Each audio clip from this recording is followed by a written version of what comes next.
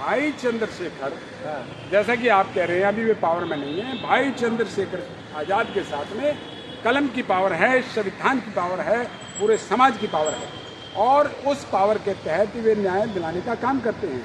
और जिस समय भाई चंद्रशेखर जी फुल पावर में आ जाएंगे, जब एडमिनिस्ट्रेटिव पावर उनके हाथ में होगी, तो किसी को मिलने की ज़रूरत नहीं पड़ेगी। हर आदमी, हर व्यक्ति आत्मनिर्भर होगा और बिना ही बाहर निकले सबके काम होंगे।